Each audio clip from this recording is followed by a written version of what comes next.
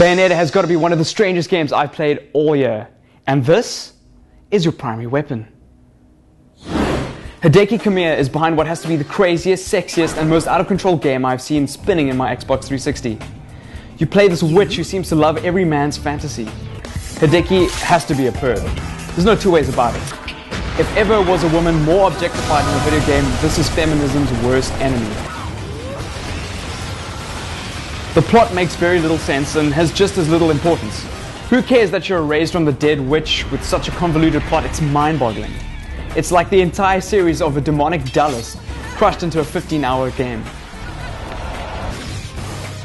All you need to know off the bat is that the game starts off on a falling clock tower and tapping buttons owns everyone in the near vicinity.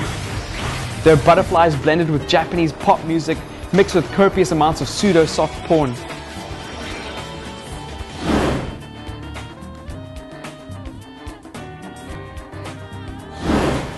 The gameplay is reminiscent of Devil May Cry, naturally, but given a shot of ADD. It's so quick, half the time I have no clue what's going on screen. That's not a bad thing, because it always looks so darn pretty, and the moves are camp and awesome. Fights could devolve into carpal tunnel inducing button mashing. A fair amount of skill is required for top end bosses and to get a super score, but if I can get through a level without it, I don't really see the point. The impressive amount of combos are presented in the loading screens, which is a great idea. The only problem is my brain cannot compute or remember that amount of combos. As it turns out, I resorted back to the button mashing in the game to complete the levels. The graphics on the 360 are smooth and the detail is impressive. The designs are confusing and no real care or inspiration is clearly the culprit.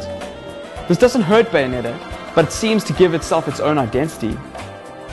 The game is fairly meaty in length and rewarding for those looking for an awesome action title.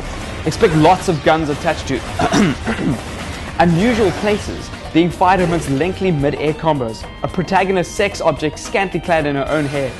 Yes, her own hair.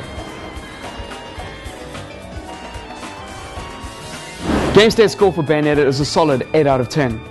If you get past all the confusing things and start to enjoy them for what they are, you'll find that Bayonetta is actually a pretty awesome game.